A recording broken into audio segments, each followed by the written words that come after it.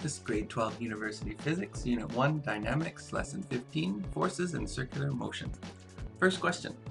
A 932 kilogram car travels around an unbanked curve that has a radius of 82 meters.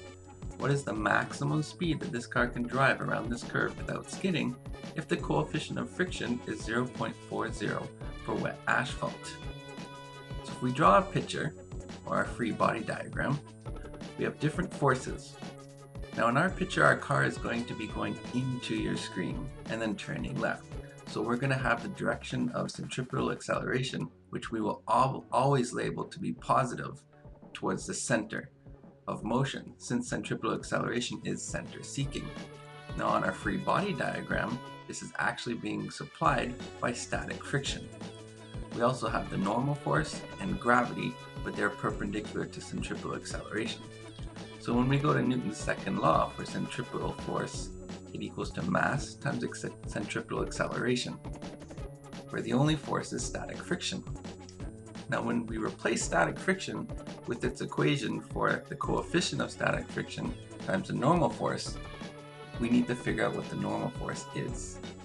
Now if we were to look at all the forces in the y component and realize they're in equilibrium, the normal force equals the gravitational force, which is mg.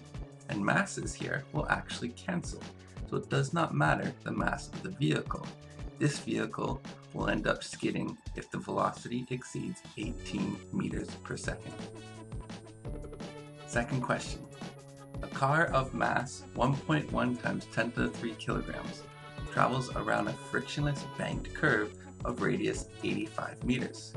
The banking is at an angle of 90 degrees to the horizontal.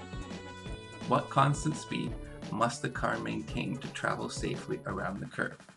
So once again, draw a picture. Here we have our curve, which is banked, and our car, which is on it. Now if we draw the free body diagram, we have different forces. We have gravity and the normal force. Now in this case, we don't have any friction because it says it's a frictionless banked curve. Now usually what we've done up until now is have the direction of acceleration either be down or up the incline, and we've aligned our coordinate system with that. But in this case, the car is going around a curve. In this picture, it's actually going into the page, and it's not going to be sliding up or down the curve at all. So its centripetal motion is actually to the left. So we are going to label to the left to be our positive direction. And when we add up all the forces, we realize there's only one force contributing to centripetal acceleration, and that is a component of the normal force. So we've solved for our components of our normal force, but we need to figure out what that normal force is. So we need to look at the y components, which are again in equilibrium since the car is not sliding up or down the incline. So setting all of our forces in y equal to 0 and looking at the y component of normal force and gravity, we can rearrange to solve for normal force and then substitute that back into our equation for which we had the centripetal force. Rearranging, we solve for the maximum speed the car can go around the banked curve to be 17 meters per second. Next question. A 3.5 kilogram steel ball swings on the end of a rigid steel rod at a constant speed in a vertical circle of radius 1.2 meters at a frequency of 1 hertz. Calculate the magnitude of the tension in the rod at the top and bottom positions. So let's start with the top. Now at the top, again, centripetal acceleration is always center seeking, so let's make down our positive direction.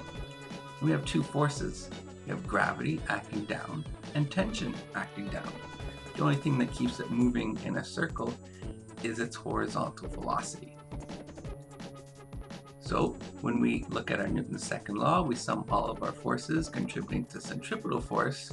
We add both gravity to tension, and we set that equal to mass times its centripetal acceleration.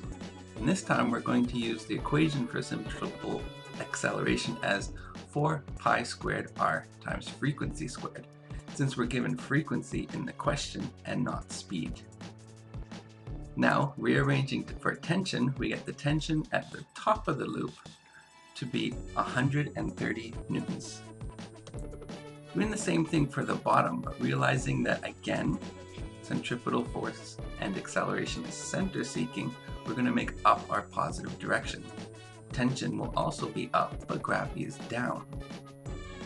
Going into our equation, adding up all of our forces contributing to centripetal force, this time gravity is negative because it is not pointing in the same direction as acceleration.